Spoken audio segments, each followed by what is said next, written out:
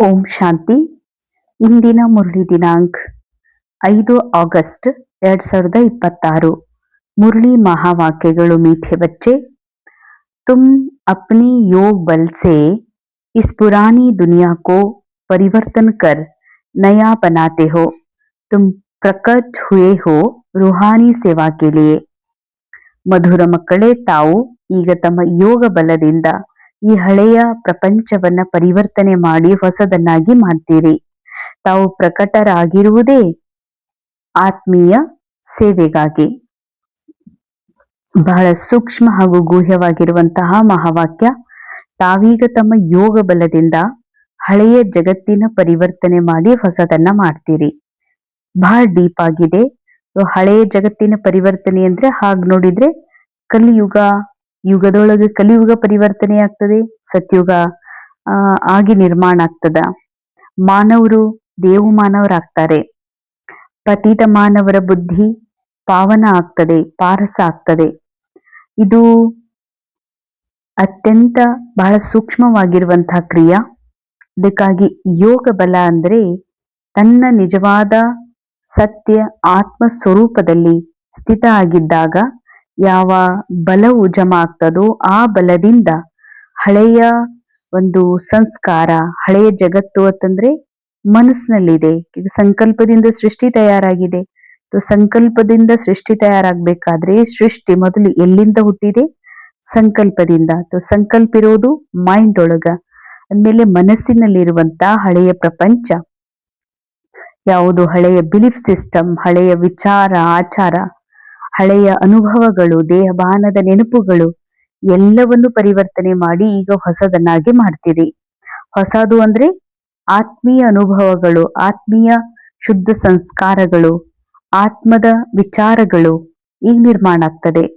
ಯಾಕೆಂದ್ರೆ ನೀವು ಪ್ರಗಟ ಆಗಿರೋದೇ, ಈ ಸೃಷ್ಟಿಗೆ ಅವತರಣೆ ಆಗಿರೋದೇ ಆತ್ಮ ಸೇವೆಗಾಗಿ, ಅಂದ್ರೆ ಆತ್ಮ ಉನ್ನತಿಗಾಗಿ, ವಿಶ್ವ ಸೇವೆಗಾಗಿಯೇ ತಮ್ಮ ಮುಖ್ಯ ಪಾತ್ರ ಇದೆ ಅಂತಾರೆ ಬಾಬಾ. ಪ್ರಶ್ನೆ: ईमानदार सच्चे पुरुषार्थी बच्चों की निशानियां क्या होंगी? ಯಾರು ಪ್ರಾಮಾಣಿಕ ಸತ್ಯ ಪುರುಷಾರ್ಥಿ ಮಕ್ಕಳಿದ್ದಾರೆ ಅವರ ನಿಶಾನಿಗಳು ಏನಾಗಿರ್ತವೆ? उत्तर: ईमानदार बच्चे कभी भी अपनी भूल को छिपाएंगे नहीं. ಪ್ರಾಮಾಣಿಕ ಮಕ್ಕಳು ಎಂದಿಗೂ ಸಹ ತಮ್ಮ ತಪ್ಪುಗಳನ್ನ ಮುಚ್ಚಿಡೋದಿಲ್ಲ. ಫೌರನ್ ಬಾಬಾ ಕೋ ಸುನಾಯೆಂಗೆ ಬಹುತ್ ಬಹುತ್ ನಿರಹಂಕಾರಿ ಹೋತೆ. ತಕ್ಷಣ ಬಾಬಾರವರಿಗೆ ತಿಳಿಸಿಬಿಡ್ತಾರೆ. ಅಂದ್ರೆ ಬಾಬಾ, ನಾನು ಈ ತರ ಜೋರಾಗಿ ಮಾತಾಡಿದೆ ಅಥವಾ ನಾನು ಈ ರೀತಿ ದೇಹಭಾನದಲ್ಲಿ ಬಂದು ಮಾತನಾಡಿದೆ, ಕೇವಲ ಈ ಸ್ಥೂಲ ಮಾತಲ್ಲ, ಬಹಳ ಸೂಕ್ಷ್ಮ ಇದೆ. ಯಾವ ತಪ್ಪನ್ನು ಬಾಬಾನೆದುರುಗಡೆಗೆ ಮುಚ್ಚಿಡೋದಿಲ್ಲ. ಬಾಬಾ ಹೇಳ್ಬಿಡ್ತಾರೆ. ಅಂದ್ರೆ ಬಾಬಾ, ಈ ಕ್ಷಣದಲ್ಲಿ ನಾನು ಮನಸ್ಸಿನಲ್ಲಿ ನಡೆಯುವ ವಿಚಾರನೂ ನಂದು ಅನ್ಕೊಂಡೆ, ಅಥವಾ ಮನಸ್ಸು ಮಾಡುವ ತಪ್ಪುಗಳನ್ನ ನನ್ನ ತಪ್ಪು ಅಂತ ಅನ್ಕೊಂಡೆ. ಅಂದ್ರೆ ಈ ದೇಹವನ್ನ ನಾನು ಅನ್ನುವ ಭಾನದಲ್ಲಿ ನಾನು ಜೀವಿಸಿದೆ ಅನ್ನುವ ಸೂಕ್ಷ್ಮ ತಪ್ಪುಗಳನ್ನು ಕೂಡ ನಾನು ಈ ಕ್ಷಣ ಆತ್ಮ ಸ್ಮೃತಿಯಿಂದ ಹೊರಬಂದು ದೇಹ ಭಾನದ ಸ್ಮೃತಿಯಲ್ಲಿ ಇದ್ದೆ ಎನ್ನುವಂತಹ ಸೂಕ್ಷ್ಮ ಮಾತುಗಳನ್ನು ಕೂಡ ಬಾಬನ್ ಮುಂದೆ ಹೇಳ್ತಾರೆ. ಯಾಕಂದ್ರೆ ಅವರು ಬಹಳ ನಿರಹಂಕಾರಿಯಾಗಿರ್ತಾರೆ. ಉನ್ಕಿ ಬುದ್ಧಿ ಮೇ ಸದಾ ಯಹಿ ಖ್ಯಾಲ್ ರೆಹತಾ ಹೈ कि जैसे कर्म हम करेंगे हमें देख और करेंगे. ಅವ್ರ ಬುದ್ಧಿಯಲ್ಲಿ ಸದಾ ಇದೇ ವಿಚಾರ ಇರ್ತದೆ, ನಾವೇನ್ ಕರ್ಮವನ್ನ ಇಲ್ಲಿ ಮಾಡ್ತೀವಿ ನಮ್ಮನ್ನ ನೋಡಿ ಅನ್ಯರು ಮಾಡ್ತಾರೆ ಅಂತ. ಸೆಕೆಂಡ್ ಪಾಯಿಂಟ್: वो किसी भी डिससर्विस का गायन नहीं करते. ಯಾರು ಆಜ್ಞಾಕಾರಿ ಪ್ರಾಮಾಣಿಕ ಮಕ್ಕಳಿದ್ದಾರೆ, ಎಲ್ಲೇ ಒಂದು ಡಿಸರ್ವಿಸ್ ಆಗ್ತದ, ಒಂದು ಕೆಲಸ ಕೆಡ್ತದತ್ತಂದ್ರ ಅದ್ರ ಗಾಯನ ಮಾಡೋದಿಲ್ಲ. अपनी सर्विस में लगे रहते हैं. वह किसी का भी अवगुण देख अपना माथा खराब नहीं करते. ಎಲ್ಲೇ ಒಂದು ಕೆಲ್ಸ ಕಡ್ತದ, ಒಂದು ಡಿಸರ್ವಿಸ್ ಆಗ್ತದಂದ್ರ ಅದ್ರ ಗಾಯನ ಮಾಡಲ್ಲ, ವರ್ಣನೆ ಮಾಡೋದಿಲ್ಲ. ಅಪ್ನಿ ಸರ್ವಿಸ್ ಮೇ ತಮ್ಮ ಸೇವೆಯಲ್ಲಿ ತೊಡಗಿರ್ತಾರೆ. ಅವರೆಂದಿಗೂ ಕೂಡ ಇನ್ನೊಬ್ಬರ ಅವಗುಣವನ್ನ ನೋಡಿ ತಮ್ಮ ತಲೆಯನ್ನ ಖರಾಬ್ ಮಾಡ್ಕೊಳ್ಳೋದಿಲ್ಲ.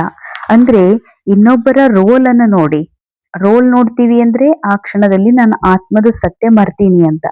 ರೋಲ್ ಅನ್ನ ನೋಡಿ, ರೋಲ್ನ ತಪ್ಪುಗಳನ್ನ ನೋಡಿ ತಲೆ ಕೆಡಿಸ್ಕೊಳ್ಳೋದಿಲ್ಲ. ಅಂದ್ರೆ ರೋಲ್ ನಲ್ಲಿ ನಡೆಯುವಂತ ತಪ್ಪುಗಳನ್ನ ರಿಯಲ್ ಅಂತ ಅನುಭವ ಮಾಡಿ ತಲೆ ಕೆಡಿಸ್ಕೊಳ್ಳೋದು ಅಂತಂದ್ರೆ ಆ ಸ್ಮೃತಿಯೊಳಗ ಆ ಸ್ಥಿತಿಯಲ್ಲಿ ಮುಳುಗೋದಿಲ್ಲ. ರಿಯಲ್ ಅನ್ಕೊಂಡು ದೇಹಭಾನದಲ್ಲಿ ಬಂದು ಅದರ ಪ್ರಭಾವಿತ ಆಗೋದಿಲ್ಲ.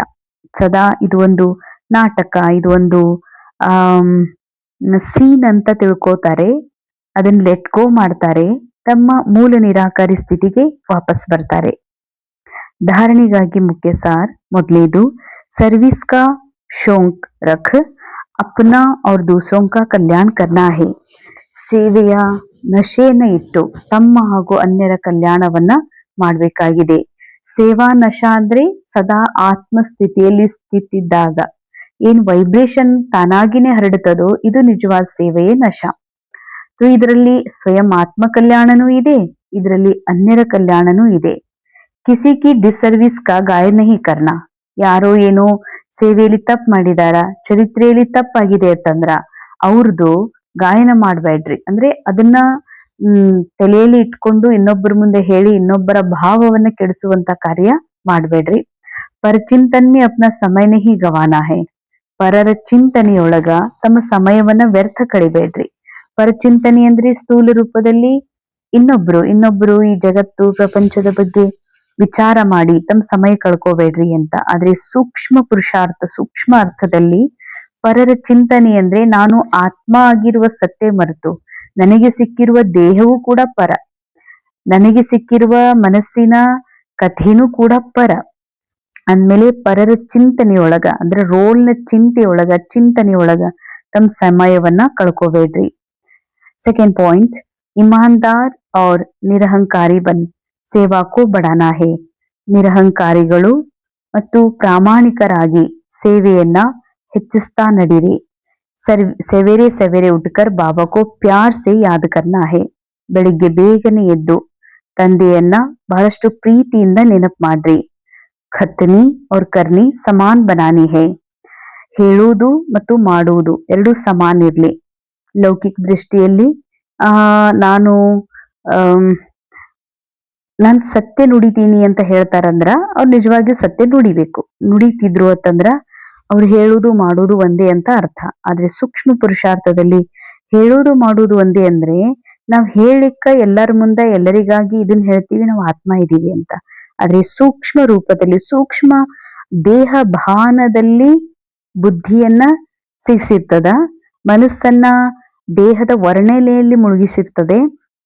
ಆದ್ರೆ ಹೇಳುವುದಕ್ಕೆ ನಾವೆಲ್ಲರಿಗೂ ಆತ್ಮ ಅನ್ನುವಂಥದ್ದು ಹೇಳ್ತೀವಿ.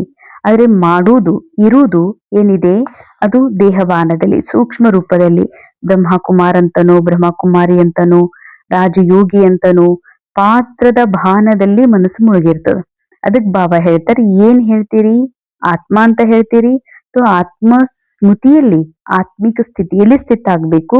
ಇದಕ್ಕಂತಾರ ಖತ್ನಿ ಕರ್ನಿ ಒಂದೇ ಸಮಾನ ಅಂತ. ವರದಾನ್, मन मनाभव की स्थिति द्वारा मन के भावों को जानने वाले सफलता स्वरूप भव. ಮನ್ ಮನಾಭವದ ಸ್ಥಿತಿಯ ಮೂಲಕ ಮನಸ್ಸಿನ ಭಾವನೆಗಳನ್ನು ತಿಳ್ಕೊಂಡು ಸದಾ ಸಫಲತಾ ಮೂರ್ತರು ಆಗ್ರಿ. जो बच्चे मन मनाभव की स्थिति में स्थित रहते हैं वह औरों के मन के भाव को जान सकते हैं. ಯಾವ ಮಕ್ಕಳು ಮನ್ ಮನಾಭವದ ಸ್ಥಿತಿಯಲ್ಲಿ ಸ್ಥಿತರಾಗಿರ್ತಾರೆ ಅವರು ಅನ್ಯರ ಮನಸ್ಸಿನ ಭಾವವನ್ನು ತಿಳ್ಕೊಳ್ಳಿಕ್ಕೆ ಸಾಧ್ಯದೆ. ಭೋಲ್ ಭಲ್ ಕ್ಯಾ ಭಿ ಹೋ ಲೇಕಿನ್ ಉಸ್ಕಾ ಭಾವ್ ಕ್ಯಾ ಹೈ ಉಸೆ ಜಾನೆ ಕಾ ಅಭ್ಯಾಸ ಕರ್ತೆ ಜಾओ. ಕೆಲವೊಮ್ಮೆ ಮಾತು ಬಹಳ ಹಾರ್ಡ್ ಇರ್ತದ, ಕೆಲವೊಮ್ಮೆ ಮಾತು ಬಹಳ ಕಠೋರ ಇರ್ತದ. ಆದ್ರೆ ಆ ಕಠೋರ ಶಬ್ದ ನೋಡ್ಬೇಡ್ರಿ, ಆ ಶಬ್ದದ ಹಿಂದಿರುವ ಭಾವ ಏನಿದೆ ಅಂದ್ರೆ ನಮ್ ಕಲ್ಯಾಣ ಇದೆ, ನಮ್ಮಂದ ಏನು ತಪ್ಪ ಆಗ್ಬಾರ್ದು ಅನ್ನುವಂತ ಭಾವ ಇದೆ ಅವರೊಳಗ. ಆ ಭಾವ ನೋಡ್ರಿ ಅಂತಾರ ಬಾಬಾ. ಅದನ್ನ ತಿಳ್ಕೊಳ್ಳುವಂತ ಅಭ್ಯಾಸ ಮಾಡ್ರಿ. हरेक के मन के भाव को समझने से उनकी जो चाहना या प्राप्ति की इच्छा है वह पूरी कर सकेंगे. ಅಂದ್ರೆ ಈಗ ಕೆಲವರು ಫ್ಯಾಮಿಲಿ ಒಳಗ ಹಿರಿಯರು ಯಾವಾಗ್ಲೂ ಕೆಲವರು ಸ್ಟ್ರಿಕ್ಟ್ ಮಾತಾಡ್ತಾರೆ, ಹಾರ್ಡ್ ಮಾತಾಡ್ತಾರ. ಆದ್ರೆ ಅದರಲ್ಲಿ ಎದುರುಗಡೆಯಲ್ಲಿರುವಂತಹ ವ್ಯಕ್ತಿ ಪ್ರತಿ ಸೊಸೆ ಪ್ರತಿಯೋ ಮೊಮ್ಮಕ್ಕಳ ಪ್ರತಿಯೋ ಪತ್ನಿ ಪ್ರತಿಯೋ ಯಾರ್ದೋ ಪ್ರತಿ ಆದ್ರೆ ಶಬ್ದ ಬಹಳ ಜೋರ್ ಇರ್ತದ, ಶಬ್ದ ಬಹಳ ಕಠೋರ ಇರ್ತದ. ಆದ್ರೆ ಅದ್ರ ಹಿಂದ ಬಹಳ ಪ್ರೀತಿ ಇರ್ತದ, ಬಹಳ ಒಳ್ಳೆಯ ಅಭಿವೃದ್ಧಿಯ ಮಾತಿರ್ತದೆ. ಅಂದ್ಮೇಲೆ ಅವ್ರು ಏನ್ ಬಯಸ್ತಿದ್ದಾರೆ ನಮ್ಮಿಂದ ಅಂದ್ರೆ ನಮ್ಮಿಂದ ಎಕ್ಯುರೇಟ್ ಇರಬೇಕು, ಸದಾ ನಿಯಮದಲ್ಲಿ ನಡಿಬೇಕು, ಸದಾ ನಮ್ಮನ್ನ ಒಳ್ಳೆಯವರ ರೂಪದಲ್ಲಿ ನೋಡ್ಬೇಕನ್ನುವಂಥದ್ದು ಅವ್ರ ಇಚ್ಛಾ. ಅಂದ್ಮೇಲೆ ಅದನ್ನ ತಿಳ್ಕೊಡ್ರಿ. ಶಬ್ದ ನೋಡ್ಬೇಡ್ರಿ, ಆ ಕಠೋರ ಸ್ವರ ನೋಡ್ಬೇಡ್ರಿ, ಅದ್ರ ಹಿಂದೆ ಇರುವಂತಹ ಭಾವವನ್ನ ತಿಳ್ಕೊಡ್ರಿ. ಅವ್ರು ಏನ್ ನಮ್ ಪ್ರತಿಯಾಗಿ ಅಪೇಕ್ಷೆ ಪಡ್ತಿದ್ದಾರೆ ಅನ್ನೋದನ್ನ ಪೂರ್ಣ ತಿಳ್ಕೊಡ್ರಿ. ಇಸ್ಸೇವೆ ಅವಿನಾಶಿ ಪುರುಷಾರ್ಥಿ ಬಂಚಾಯಂಗೆ, ಇದರಿಂದ ಅವರೂ ಕೂಡ ಅವಿನಾಶಿ ಪುರುಷಾರ್ಥಿಗಳಾಗಕ ಸಾಧ್ಯತೆ. ಫಿರ್ ಸರ್ವಿಸ್ ಕಿ ಸಫಲತಾ ತೋಡೆ ಸಮಯ ಮೇ ಬಹುತ್ ದಿಖಾಯಿ ದೇಗಿ. ನಂತರ ಸೇವೆಯ ಸಫಲತೆ ಕಡಿಮೆ ಸಮಯದಲ್ಲಿ ಬಹಳಷ್ಟು ನಿಮಗೆ ಕಾಣಿಸ್ತದೆ. और बाबा पुरुषार्थी स्वरूप के ಬಜಾಯಿ ಸಫಲತಾ ಸ್ವರೂಪ್ ಬಂಜಾಯಂಗೆ. ಬಾಬಾ ಹೇಳ್ತಾರ, ಆಗ ನೀವು ಪುರುಷಾರ್ಥಿ ಸ್ವರೂಪರಾಗೋ ಬದಲಾಗಿ ಸಫಲತಾ ಸ್ವರೂಪರು ಆಗ್ತೀರಿ. ಪುರುಷಾರ್ಥಿ ಅಂದ್ರೆ ಎಫರ್ಟ್ ಅಂದ್ರೆ ಪ್ರಾಕ್ಟೀಷನರ್. ಸಫಲತಾ ಸ್ವರೂಪರಾಗುವುದು ಅಂತಂದ್ರೆ ಅದ್ರ ಫಲವನ್ನ ನೀವು ಅನುಭವಿಸ್ತೀರಿ. ಸ್ಲೋಗನ್, ಸೋತೆ ಸಮಯ ಸಬ್ ಕುಚ್ ಬಾಬಾ ಹವಾಲೆ ಕರ್ ಖಾಲಿ ಹೋ ಜಾओ तो व्यर्थ व विकारी स्वप्न नहीं आएंगे. ಮಲಗುವಂಥ ಸಮಯದಲ್ಲಿ ಏನೆಲ್ಲ ಮನಸ್ಸಿನ ಮೂಲಕ ಬುದ್ಧಿಯ ಮೂಲಕ ನಡೆದಿದೆಯೋ ಅದೆಲ್ಲ ಬಾಬಾಗ ಅರ್ಪಿಸ್ಬೇಡ್ರಿ. ನೀವು ಖಾಲಿ ಆಗ್ಬಿಡ್ರಿ. ಅಂದ್ರ ಆಗ ವ್ಯರ್ಥ ಆಗ್ಲಿ ವಿಕಾರದ ಸ್ವಪ್ನಗಳು ಕನಸುಗಳು ಬೀಳೋದಿಲ್ಲ. ಅವ್ಯಕ್ತಿಶಾರೆ ಅಪವಿತ್ರತೆ ಬೀಜವನ್ನ ಸಮಾಪ್ತ ಮಾಡಿ ಸಂಪೂರ್ಣ ಸ್ವಚ್ಛ ಪವಿತ್ರರು ಆಗ್ರಿ. ಆತ್ಮ ಅಪ್ನೆ ಬ್ರಾಹ್ಮಣ ಜೀವನ್ ಮೇ, ಆತ್ಮ ತನ್ನ ಬ್ರಾಹ್ಮಣ ಜೀವನದಲ್ಲಿ ಈ ರೀತಿ ಪವಿತ್ರ बनते हो जो शरीर भी ಪ್ರಕೃತಿ भी ಪವಿತ್ರ ಬನಾ ದೇತೆ ಹೋ. ಈಗ ಆತ್ಮ ಬ್ರಾಹ್ಮಣ ಜೀವನದಲ್ಲಿ ಈ ರೀತಿಯ ಪವಿತ್ರತೆ ಹೈಯೆಸ್ಟ್ ಸ್ವರೂಪವನ್ನ ತಲುಪ್ತಿರಲ್ಲ, ಇದ್ರಿಂದ ನಿಮ್ಮ ಶರೀರ ಈ ಪ್ರಕೃತಿ ಎಲ್ಲವೂ ಪವಿತ್ರ ಆಗ್ತದೆ. ಇಸ್ಲಿಯೇ ಶರೀರ ಭೀ ಪವಿತ್ರ ಹೇ ತೋ ಆತ್ಮ ಭೀ ಪವಿತ್ರ. ಸತ್ಯುಗದಲ್ಲಿ ಶರೀರನೂ ಪವಿತ್ರ, ಆತ್ಮವೂ ಪವಿತ್ರ. ಸಂಪೂರ್ಣ ಪವಿತ್ರ ಅರ್ಥಾತ್ अपवित्रता का अंश मात्र भी न हो. ಸಂಪೂರ್ಣ ಪವಿತ್ರತೆ ಅಂದ್ರೆ ಅಪವಿತ್ರತೆಯ ಅಂಶವೂ ಕೂಡ ಇರಕೂಡದು. ಜಿತನಿ ಪವಿತ್ರತಾ ಹೇ ಉತನಿ ಬ್ರಾಹ್ಮಣ ಜೀವನ್ ಕಿ ಪರ್ಸನಾಲಿಟಿ ಹೇ. ಇಲ್ಲಿ ಎಷ್ಟು ಪ್ಯೂರಿಟಿ. ಪವಿತ್ರತೆ ಅಂದ್ರೆ ಕೇವಲ ಬ್ರಹ್ಮಚರ್ಯವಲ್ಲ. ಪವಿತ್ರತೆ ಅಂದ್ರೆ ಎಷ್ಟು ನಿರಾಕಾರಿ ಸ್ಥಿತಿಯಲ್ಲಿ ಸ್ಥಿತ ಆಗಿ ಎಲ್ಲರೊಳಗೂ ನಿರಾಕಾರ ಸತ್ಯವನ್ನ ನೋಡ್ತೀರಿ, ಅಷ್ಟು ಪವಿತ್ರತೆ. ಎಷ್ಟು ಪವಿತ್ರತೆಯೋ ಅಷ್ಟು ಬ್ರಾಹ್ಮಣ ಜೀವನದ ಪರ್ಸನಾಲಿಟಿ ರಿಫೈನ್ ಮತ್ತು ಶೈನ್ ಆಗ್ತದೆ. ಅಗರ್ ಪವಿತ್ರತಾ ಕಾ ಕಮ್ ಹೈ ತೋ ಪರ್ಸನಾಲಿಟಿ ಕಮ್. ಒಂದ್ ವೇಳೆ ಪವಿತ್ರತೆ ಕಮ್ಮಿ ಇದೆ ಅಂದ್ರೆ ಶ್ರೇಷ್ಠ ವ್ಯಕ್ತಿತ್ವ ಘನತೆಯೂ ಕೂಡ ಕಮ್ಮಿ ಇದೆ. ಎ ಪ್ಯೂರಿಟಿ ಕಿ ಪರ್ಸನಾಲಿಟಿ ಸೇವಾ ಮೇ ಭೀ ಸಹ ಸಫಲತಾ ದಿಲಾಯಿಗಿ. ಈ ಪವಿತ್ರತೆ ಪರ್ಸನಾಲಿಟಿ ವ್ಯಕ್ತಿತ್ವ ಸೇವೆಯಲ್ಲಿ ಸಹಜ ಸಫಲತೆಯನ್ನ ಕೊಡಿಸ್ಲಿಕ್ಕೆ ಕಾರಣ ಆಗ್ತದೆ. ಓಂ ಶಾಂತಿ. ಇಂದಿನ ಮುರಳಿಯ ಮಹಾವಾಕ್ಯಗಳ ಅನುಭವ ಮಾಡೋಣ. ತಮ್ಮನ್ನ ತಾವು ಆರಾಮದಾಯಕ ಸ್ಥಿತಿಯಲ್ಲಿ ಸ್ಥಿತ ಮಾಡ್ಕೊಡ್ರಿ. ಮನಸ್ಸನ್ನ ಬುದ್ಧಿಯನ್ನ